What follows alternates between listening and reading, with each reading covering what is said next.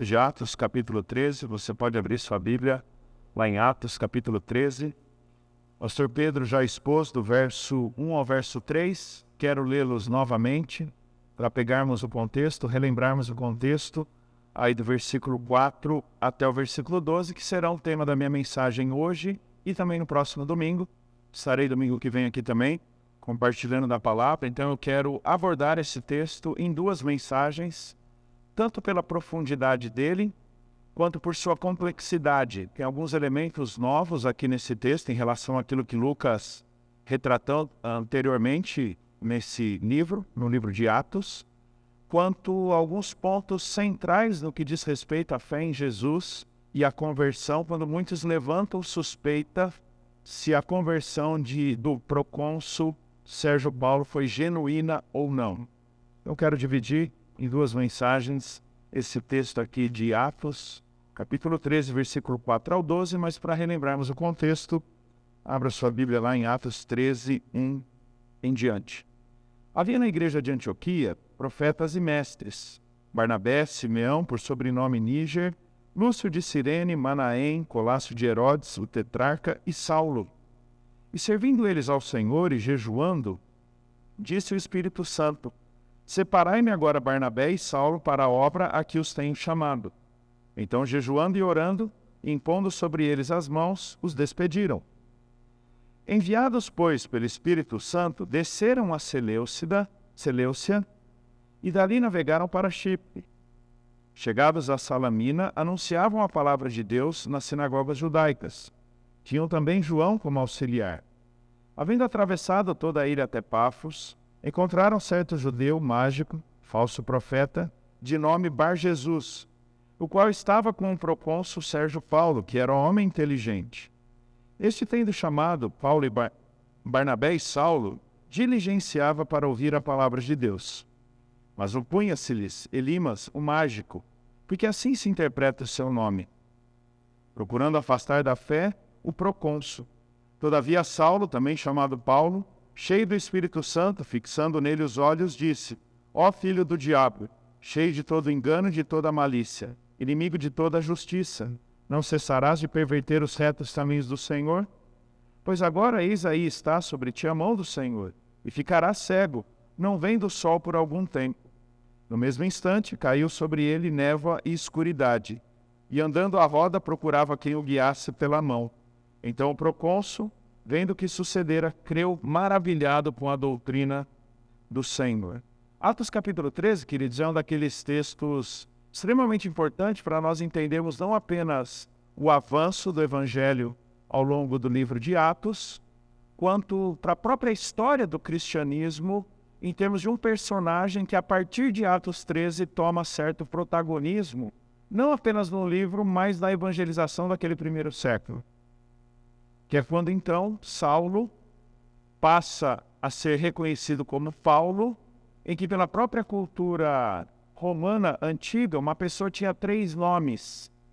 Ela tinha três nomes, que eram nomes latinos, e o terceiro nome, que é, no caso de Paulo, Paulo, passa a ser aquele por meio do qual Paulo, então, é reconhecido ao longo de todo o livro, porque demonstraria a sua aceitação, a sua penetração no mundo romano, no mundo gentílico. E esse é então um capítulo de profundos contrastes, não apenas de personagens, quanto de receptividade do Evangelho, receptividade da pregação do Evangelho. No versículo 1 ao 3, nós temos aquilo que já vimos com o pastor Pedro, essa separação daqueles dois homens que seriam enviados pela igreja de Antioquia para aquela que é conhecida como a primeira viagem missionária de Paulo. E então, do versículo 4 em diante, nós temos essa primeiríssima viagem. E se você prestou atenção, versículo 2 fala sobre o Espírito Santo direcionando a igreja no reconhecimento desses dois homens. Versículo 4 fala que, embora a igreja de Antioquia tendo enviado aqueles homens, na verdade eles foram enviados pelo Espírito Santo. Aquela certeza que nós temos de que a igreja, como santuário do Espírito, é a agente de Deus na história por meio da qual o próprio Espírito atua. E esse é um dos propósitos de Lucas, desse versículo 4 ao versículo 12, do capítulo 13, para demonstrar essa atuação dinâmica, natural, orgânica do Espírito Santo ali no avanço do Evangelho. Não é primeiramente uma iniciativa da igreja alcançar gentios. Porque se você voltar para Atos capítulo 1, você verá que Jesus, um pouquinho antes de subir aos céus, deu as orientações, deu os mandamentos aos seus discípulos por intermédio do Espírito Santo. Embora seja Jesus dizendo aos seus discípulos, é o Espírito falando por meio de Jesus. E esse Jesus disse que uma vez que ele estivesse no céu, o Espírito desceria sobre eles e os capacitaria com poder para que fossem suas testemunhas. Onde? Jerusalém, Judeia, Samaria e confins da terra. E é interessante que, embora Atos capítulo 10 marque em termos temporais esse avanço do Evangelho ao mundo gentílico por meio da conversão de Cornélio, existe uma distinção muito significativa em Atos capítulo 13. É que todos os gentios que anteriormente ouviram a palavra eram gentios que de alguma forma já tinham contato com o Antigo Testamento. Eram chamados prosélitos. Nós estamos diante de um primeiríssimo evento em que um gentil, sem qualquer conhecimento, sem qualquer noção, sem qualquer relacionamento ou qualquer participação no judaísmo, toma contato com a palavra de Deus. E é por isso que então nós temos essa mudança de Saulo para Paulo, para dizer que neste momento, aquela promessa que Jesus fez em Atos capítulo 1, verso 8, está definitivamente acontecendo. O Evangelho chegando aos confins da terra por meio desse homem que lá no capítulo 9 foi salvo por Jesus. Por quê? Porque importava que esse Saulo fosse luz entre os gentios, fosse o mensageiro de Deus, o representante do próprio Cristo no meio dos gentios. É por isso dessa ênfase de Lucas no Espírito Santo. Você deve ter percebido também no versículo 9 que fala de Paulo, Saulo, cheio do Espírito Santo. Existem dois propósitos principais que nós conseguimos compreender aqui, desse capítulo 13 em diante, mais especificamente até o verso 12.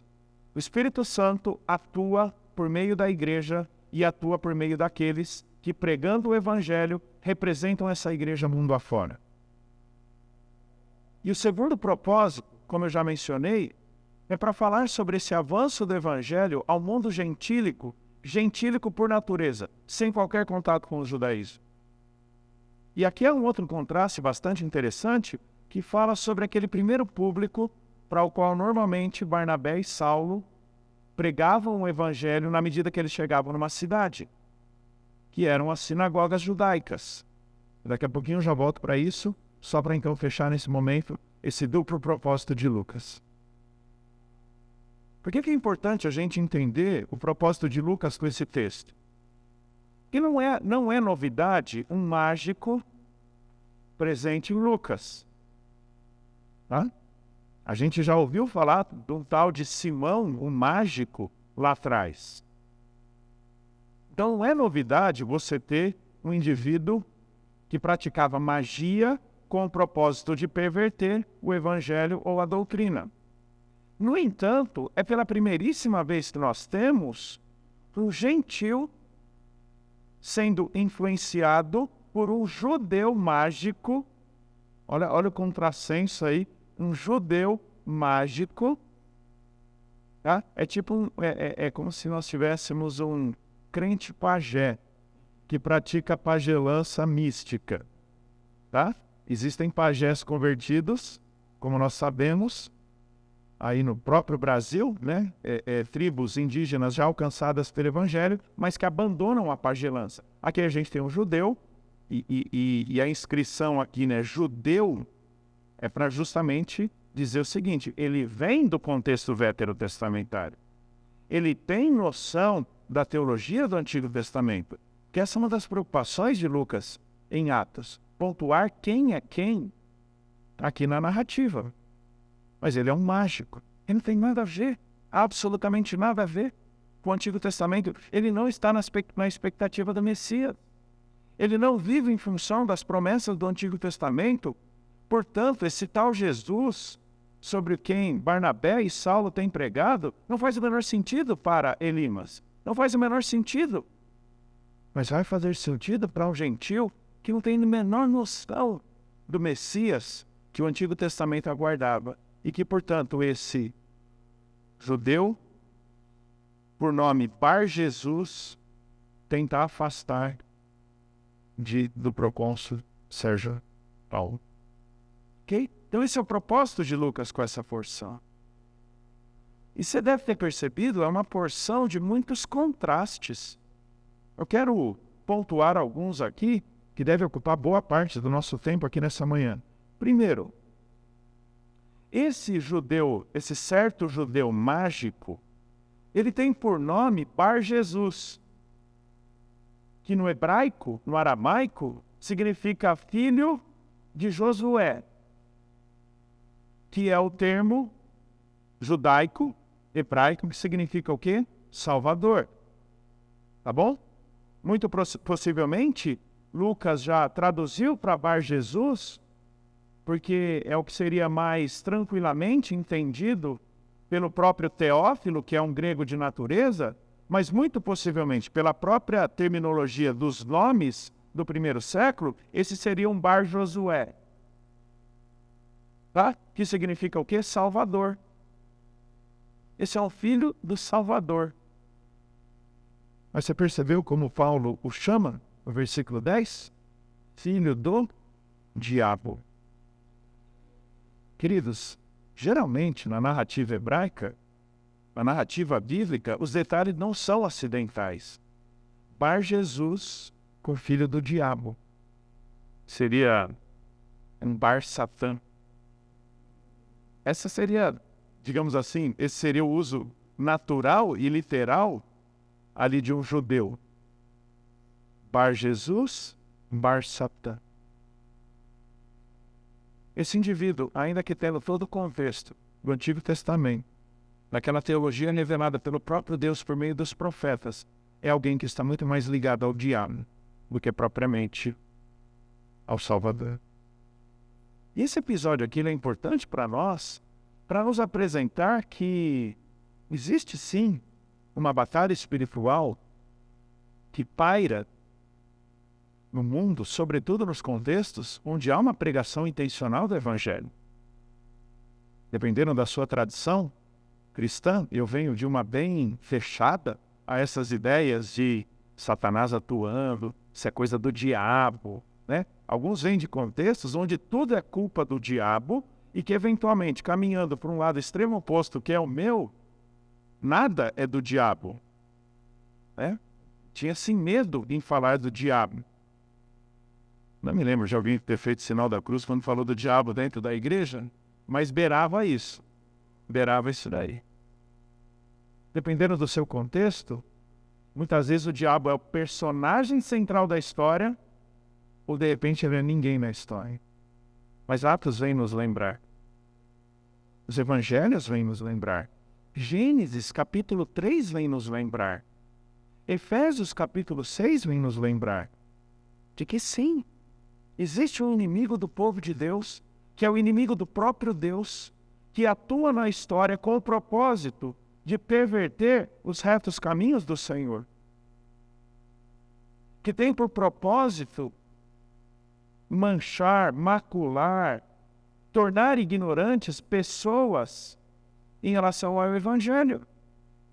Eu quero apenas ler alguns textos que nos lembram dessa atuação do diabo no mundo, que nos faz entender que, em alguma medida, há essa batalha espiritual na qual estamos inseridos, em que o príncipe deste século, né, como, por exemplo, Paulo fala em Efésios 2, pessoas que estão mortas nos seus delitos e pecados, que vivem segundo o curso do mundo, segundo o príncipe da potestade do ar, do espírito que agora atua agora nos filhos da desobediência, entre os quais também todos nós andamos outrora.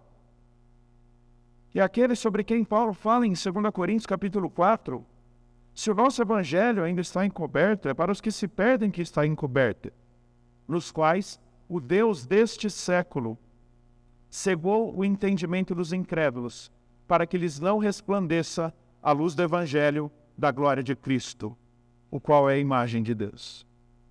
É interessante que Paulo, ao falar aqui do diabo, ele usa o termo teos, mesmo termo em relação a Deus. E ele diz que o Deus deste século é o diabo. Talvez você já tenha visto, e eu acho bastante interessante, algumas cidades, geralmente cidades do interior, bem interior mesmo, na entrada da cidade tem um banner, uma faixa dizendo, por exemplo, vou contextualizar para Atibaia, Atibaia do Senhor Jesus. Eu olho aquilo e falo, não, Atibaia do diabo. Ai, credo. Quem é o príncipe deste século? A quem foi entregue todos os reinos deste mundo? É verdade. Já há um decreto da derrota final de Satanás. Mas temporariamente, o príncipe, o Deus deste século, deste mundo, lembra-se, o mundo jaz no maligno. Todas as pessoas mortas, ainda sem Cristo, não pertencem a Satanás como propriedade, mas atendem aos interesses, aos propósitos malévolos do diabo. Eu sei que é difícil lidarmos com isso, mas a atuação do diabo, queridos, hoje, não é menos evidente ou real do que no primeiro século. Talvez tenhamos nuances, talvez tenhamos episódios muito mais intensos nos evangelhos, isso é natural. Aquele que Deus, o próprio Deus disse para Adão e Eva, em Gênesis 3,15, que viria para pisar na cabeça da serpente, veio. Então, há um alvoroço no mundo das trevas com o propósito de afastar esse próprio Jesus do seu propósito na cruz. Embora tenhamos menos episódios narrados ao longo do Novo Testamento, nem por isso a atuação do diabo seja menos significativa ou seja menos evidente. E esse texto nos lembra isso. Há um contraste entre os filhos do verdadeiro Salvador e os filhos do diabo. É interessante que em Efésios capítulo 6, Paulo vai dizer que a nossa luta não é contra carne e sangue, e sim contra principados e potestades, contra os dominadores deste mundo tenebroso, contra as forças espirituais do mal nas regiões celestes. Não podemos nos esquecer disso, querido. Não podemos nos esquecer o que o próprio Jesus disse em Mateus 24, porque surgirão falsos cristos, falsos profetas, operando grandes sinais e prodígios para enganar, se possível, os próprios eleitos de Deus. É isso que leva Paulo a dizer, em 2 Coríntios 2, que não podemos ignorar os desígnios de Satanás. Eu sei que é difícil aceitarmos essa ideia e talvez ela seja chocante, mas temporariamente esse mundo está entregue aos interesses de Satanás. É por isso que há um alvoroço aqui diante de Sérgio Paulo, quando este, por iniciativa própria, manda chamar Barnabé e Saulo para ouvir deles o evangelho. Você entendeu o que está acontecendo aqui? Barnabé e Saulo não encontram Sérgio Paulo na esquina tomando um café ou comendo um pãozinho. O procônsul, eu vou falar mais especificamente sobre Sérgio Paulo na semana que vem, e o significado da fé que ele teve na doutrina do Senhor, é quem manda chamar Barnabé e Saulo. E como procônsul, ele é a maior autoridade na ilha de Chipre, a maior autoridade. Chipre era uma ilha senatorial, onde o Senado tinha autoridade imediata. Imediata no sentido de, o Senado é a autoridade maior. Imediata no sentido de, o procônsul é quem exercia isso. De alguma forma, esse filho do diabo tem todo interesse em perverter os retos caminhos do Senhor. E esse é o segundo contraste interessante aqui. Vai lá para o versículo 10, onde ele diz, ó filho do diabo, cheio de todo engano e de toda malícia, inimigo de toda justiça, não cessarás de perverter os retos caminhos do Senhor. Dois contrastes aqui. No versículo 10, esse tal Paulo é cheio do Espírito. No versículo 9, Paulo cheio do Espírito. No versículo 10, esse Bar Jesus, Elimas, é cheio de todo engano e toda malícia. É inimigo de toda justiça. Um cheio do Espírito, prega o Evangelho. Um cheio de todo engano, e é interessante que essa terminologia, engano e malícia, são normalmente utilizados ao longo do Novo Testamento para falar sobre dois aspectos centrais em todo o Evangelho. A verdadeira doutrina do Senhor, quando o engano significa uma perversão doutrinária, uma perversão teológica, e malícia no sentido de maldade, dolo, perversão moral. Que, aliás, esse é um binômio que marca a vida dos falsos mestres, dos falsos profetas, ao longo de toda a vida. Falsa doutrina conduz inevitavelmente à imoralidade de tudo quanto é tido. Há um binômio que marca a vida de todo falso profeta ao longo de toda a Escritura, de todo falso mestre. Doutrina perversa, doutrina contrária à de Deus e imoralidade de tudo quanto é natureza. Se você voltar um pouquinho lá para o versículo 6, fala que esse judeu era um falso profeta. Falso profeta não a semelhança ali de 2 Pedro e Judas, tá bom? Não nesse sentido, ainda. Parece que aqui falso profeta significa que ele se apresentava para as pessoas, para o próprio Sérgio Paulo, e pela construção, o tempo gramatical aqui, dá a entender que ele estava continuamente com o Sérgio Paulo, contratado por Sérgio Paulo para ser tipo de um guru espiritual. E aqui entra a ênfase do judeu. Os romanos tinham nos judeus uma atenção toda especial como sendo aqueles que tinham contato direto com a divindade. Eles tinham só um Deus. Os romanos tinham um mundo de deuses. Parece que esses judeus têm um contato direto. O próprio Flávio Josefo fala que muitos romanos tinham servos judeus que serviam como mediadores de oráculos divinos. E a própria palavra mágico era usada para falar numa língua semítica bem antiga, para falar sobre intérpretes de sonhos. E aí você deve se lembrar, por exemplo, de Daniel. Você deve se lembrar de vários outros personagens do Antigo Testamento que eram intérpretes de sonhos. Então tudo indica aqui que falso profeta e mágico significa que ele era alguém que se apresentava como um profeta de Deus, interpretando sonhos ou predizendo o futuro. Mas, na verdade, era alguém cheio de engano e malícia. Aquilo que ele falava para Sérgio Paulo era o exato oposto daquilo que a doutrina de Deus diria, embora ele fosse judeu. Embora ele tivesse algum conhecimento da revelação de Deus, aquilo que ele comunicava como profeta não tinha absolutamente nada a ver com a teologia bíblica, com o verdadeiro evangelho. Então esse é um segundo contraste que a gente tem. Primeiro, Bar Jesus, filho do diabo. Segundo, um homem cheio do Espírito Santo que prega a verdadeira doutrina, o verdadeiro evangelho, e um homem que é cheio de todo engano e malícia. Terceiro contraste aqui, bastante interessante. Não cessas de perverter os retos caminhos. A palavra perverter significa entortar os retos caminhos do Senhor. Veja que esse indivíduo ele é maldoso, ele é mal intencionado. E que talvez fizesse na própria mente dele, e ele estava percebendo que estava fazendo todo sentido na mente de Sérgio Paulo, aquilo que Barnabé e Saulo estavam pregando. E ele percebe que aquilo está convencendo Sérgio Paulo, e ele então tenta perverter, falando outras coisas, mencionando tantas outras, contrariando o que Barnabé e Saulo estavam pregando. A gente não levou mais que 1 minuto para ler esse texto. E a nossa tendência ao ler narrativa bíblica é achar que ela levou o tempo, ela aconteceu no tempo que nós levamos para ler. Não é verdade? E foi Jesus da Judéia para a Galiléia. Em 1 minuto.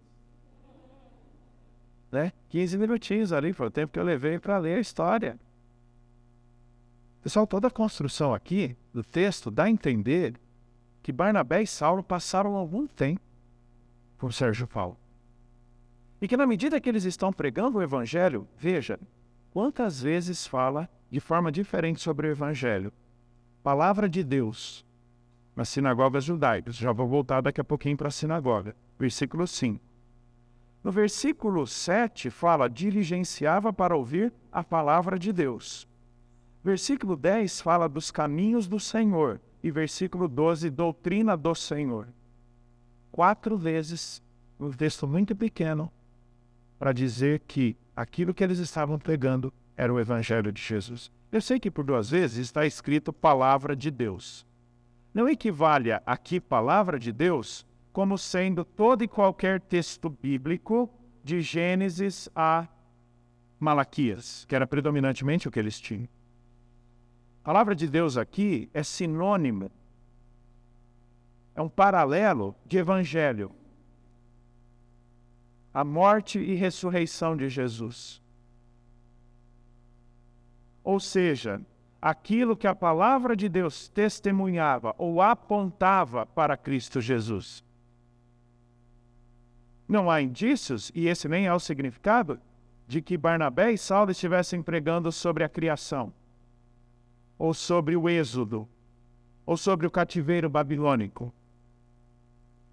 Pelos muitos termos e usos que Lucas usa ao longo de Atos para evangelho, palavra de Deus, doutrina do Senhor, caminhos do Senhor, apontem para uma verdade central: Cristo morto e ressurreto por causa dos nossos pecados. E está lá Elimas pervertendo, na medida que alguma coisa fazia sentido para Sérgio Paulo, Elimas vinha com alguma outra ideia, com o propósito de perverter, tirá-lo do caminho, manchar a concordância, trazer alguma confusão ou ignorância para Sérgio Paulo, para que esse não se dobrasse ali ao Evangelho. Não sabemos se ele está tentando defender o emprego dele, sabe?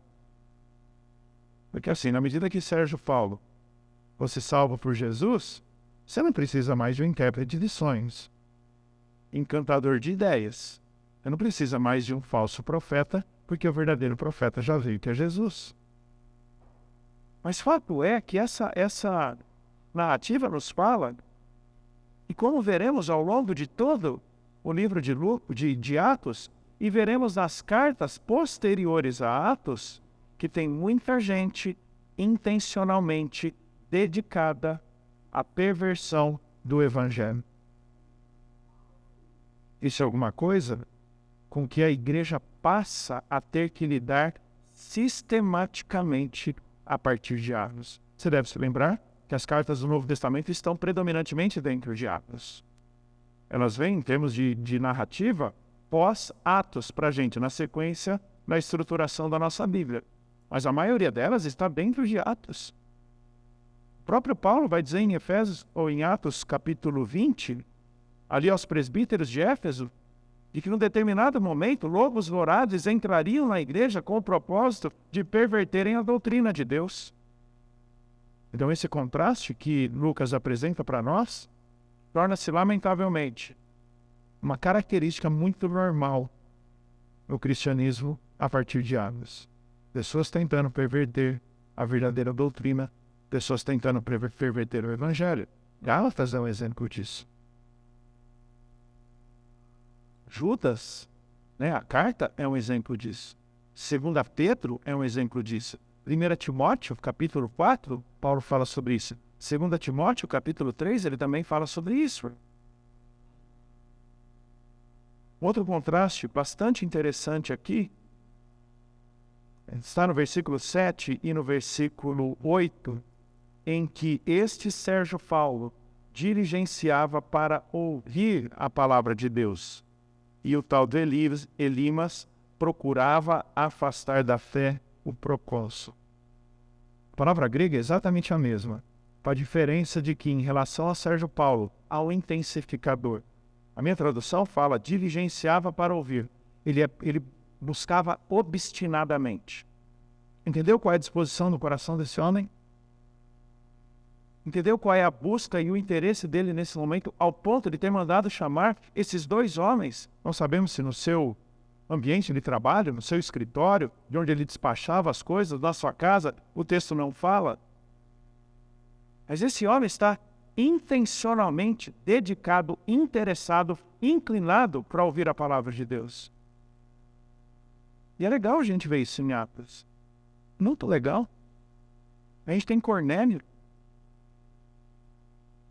que é um homem com quem Deus fala e manda chamar Pedro para ouvir o Evangelho. Nós temos Lídia, em Atos capítulo 16, uma mulher temente a Deus, também dedicada e interessada em ouvir o Evangelho. Nós temos o carcereiro, também em Filipos, que deseja que Silas e Paulo vão até a sua casa e preguem o Evangelho também para os da sua casa. E na medida que a gente avança em Atos, e Paulo é preso, pessoas vinham até a sua prisão para escutarem o Evangelho. Então, Atos capítulo 13 é importante para a gente entender o seguinte: Deus é aquele quem traz pessoas ao Evangelho. Atos capítulo 13, verso 48, vai dizer: e vieram a crer todos quantos foram destinados à vida eterna. De alguma forma, aquilo que Deus está tratando com Sérgio Paulo, só o próprio Deus seria capaz de resolver. E é por isso que ele instila, ele coloca no coração de Sérgio Paulo esse profundo desejo, essa inclinação em ouvir a palavra de Deus. Por outro lado, Elimas, um outro contraste, procura afastar da fé o procônsul. É muito possível que alguns de nós aqui tenham experimentado coisas desse tipo, ou na sua própria vida, ou na família. Quando você compartilha o Evangelho com alguém, e outras pessoas, maldosamente, levianamente, tentam afastar esse com quem você está compartilhando o Evangelho daquilo que você está pregando. Eu lembro de ter ouvido uma vez de um colega de que ele não gostaria que um amigo a quem eu estava evangelizando no colégio se convertesse, porque senão iria perder seu amigo de balada. Essa é a ideia. Talvez ele fosse perder o emprego, talvez ele fosse ser completamente descredibilizado, não apenas diante de Sérgio Paulo, mas diante de todo mundo. Ou seja, é uma ilha, pessoal. A oportunidade de emprego é baixa. Queimado com o procônsul, com quem mais você arranja emprego? Além do que, e esse é um propósito de Lucas, demonstraria a completa desmoralização das magias, dos oráculos e divindades genéricas. Existe uma verdade que impõe-se sobre toda a magia. Existe uma verdade diante da qual a inteligência se curva. Viu aí que fala que esse homem é inteligente? Existe uma verdade diante da qual a inteligência de um procônsul se curva. Por isso que Elimas procura afastar da fé aquele procônsul. Veja que então, em relação a Barnabé e Saulo e Elimas, muitos são os contrastes. Entre aquilo que o verdadeiro evangelho fala e a doutrina pervertida prega, muitos contrastes. Entre o ser um verdadeiro filho do Salvador e um filho do diabo, profundos contrastes, mas também a certeza dos poderes demônicos nesse mundo. E essa partezinha eu encerro dizendo o seguinte em relação à atuação do diabo. Tanto a partir desse texto quanto de todos os outros. Em alguma medida, queridos, toda oportunidade evangelística demonstra-se dentro de um contexto de batalha espiritual. Batalha espiritual não de acordo com aquelas maluquices da década de 90, do século XX, início do século XXI. Espíritos territoriais, de demônio em todo lugar, mudar nome de uma pessoa, quebra de maldição, nada disso. Nada disso. Mas batalha espiritual no sentido de ele, como príncipe deste século, o Deus desse mundo que cegou o entendimento dos incrédulos para que não resplandeça a luz do evangelho neles, não ficará em nenhuma medida satisfeito. Que pessoas a quem o Senhor intenciona salvar escutem no determinado momento o evangelho. É por isso que nós devemos orar por aqueles a quem temos compartilhado o Evangelho. Porque talvez seja a história de vários aqui. Lutas, dificuldades, realidades espirituais, muitas vezes palpáveis, de perseguição, de privação, de provação, de problemas reais.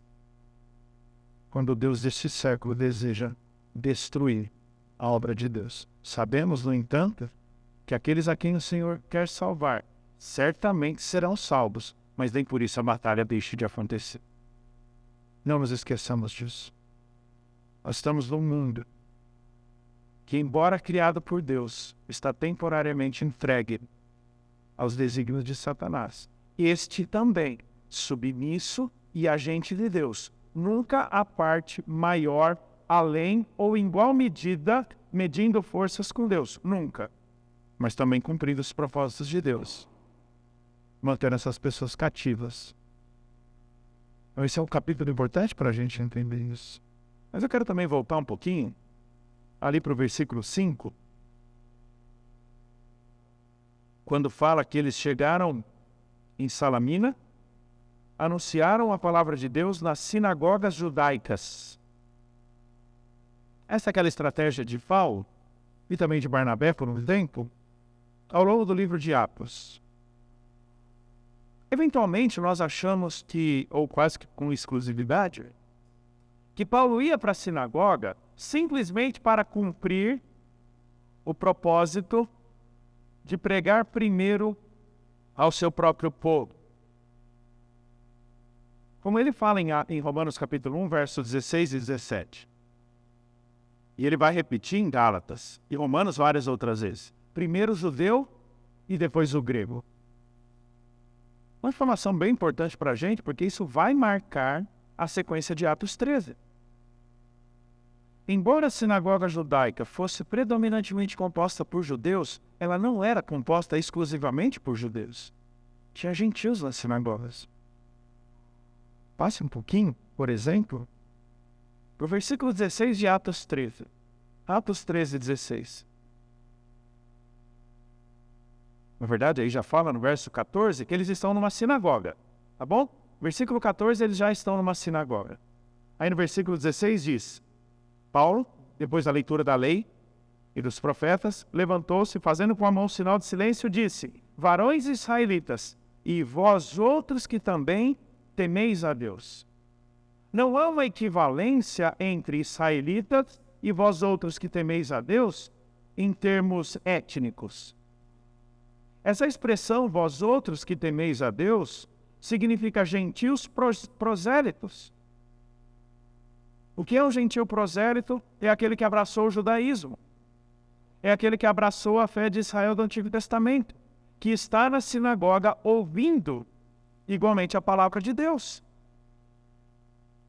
Cornélio, em Atos 10, foi um desses indivíduos.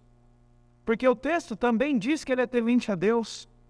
Quando chegamos em Atos 16, voltando a Lídia, fala que ela também é temente a Deus, mas ela não é convertida, porque os termos não se equivalem. Quando Lucas usa a expressão temente a Deus num contexto judaico, ele está falando sobre gente que abraçou o judaísmo, que se reúne numa sinagoga, que parte do Antigo Testamento, que também está na guarda do Messias, mas que não é convertido. Então, por que é que Paulo começa em sinagogas? Sim, para pregar ao judeu, mas já para ter um contato com os gentios que já conheciam a palavra de Deus, porque o normal era não conhecerem. Partir do contato com muitos desses gentios, e não pense que lá as sinagogas eram do tamanho das nossas igrejas hoje. Tá bom? Bastava você ter 3 homens e era suficiente para você ter uma sinagoga. Salamina tem sinagogas, o que dá a entender que ela tinha judeus suficiente para se reunir em várias delas. Mas não apenas judeus, senão também gregos. Esse Saulo, que agora adota o nome de Paulo, é aquele que começa em sinagogas, porque também tem gentios. E que eles, já partindo da revelação do Antigo, teriam conhecimento do qual Paulo pudesse partir para dizer para eles: esse é Jesus. Aquele que vocês aguardavam é o Cristo e ele já veio. Então, a estratégia da sinagoga não é simplesmente para alcançar judeus, mas gentios que igualmente estavam presentes ali. Como eu falei, o episódio de Sérgio Paulo é o primeiríssimo de um judeu raiz, ou de um gentio raiz, tá bom? Sem qualquer contato, sem qualquer afeição, sem qualquer relacionamento com o judaísmo. Mas tantos outros, a quem Paulo alcança, já vinham de um pano de fundo judaico.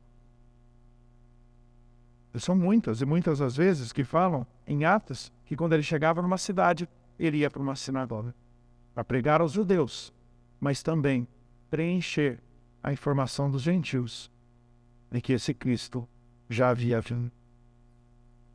Qualquer que seja o resultado, é o Espírito quem atua com base no Evangelho. Na semana que vem, eu quero partir disso. E então dizer qual foi o trato de Deus por meio de Barnabé e Saulo em relação a Sérgio Paulo, que levou esse indivíduo à conversão, à doutrina do Senhor, e qual a importância desse termo inteligente nessa narrativa. Já dando um spoilerzinho, a gente vive uma cultura bem influenciada pela mentalidade grega, em que pessoas intelectualmente mais desenvolvidas são mais difíceis de serem convencidas. E por causa disso, nós achamos que a evangelização delas está muito mais na base da discussão de argumentos do que a apresentação de uma pessoa. E a gente vai aprender que não é isso. E qualquer que seja o indivíduo, quando ele é salvo pela atuação do Espírito, com base no Evangelho, independente da sua intelectualidade. Atos nos diz que Deus salva iletrados e inteligentes, vendedora de púrpura e procônsul. Salva de gentil prosélito a um etíope que era tesoureiro da sua cidade. Quero orar com vocês, agradecendo ao Senhor pela sua palavra, pois o pastor Pedro dá sequência aqui ao povo. Deus, muito obrigado. Muito obrigado porque, como vimos desde o início de Atos 13, e agora bastante evidenciado no versículo 4 em diante, teu Espírito é quem atua por meio da igreja. E a tua igreja é agente do Senhor nas mãos do Espírito. Vemos isso por meio de Saulo, vemos isso por meio de Barnabé, tanto quanto podemos ver pela tua igreja ainda hoje, quando capacitada pelos dons do Espírito, partilhando do mesmo poder para o testemunho, continua cumprindo a tua ordem, a tua missão de levar o Evangelho a pessoas. Muito obrigado por essa história que nós vemos. Muito obrigado também, Deus, por esses vários contrastes. De que, a despeito de vermos um mundo que jaz em trevas, que está sob o domínio de Satanás, que é o Deus deste século, ainda assim, quando o Senhor deseja salvar pessoas, não existe poder das trevas que seja capaz de fazer frente à verdade do Evangelho. Não estejamos intimidados a essa verdade. E que o Satanás continua atuante na história. Mas confiemos no poder do Evangelho, na verdade do Evangelho e na mediação do teu Santo Espírito. Pois é em Cristo Jesus que nós oramos. Amém.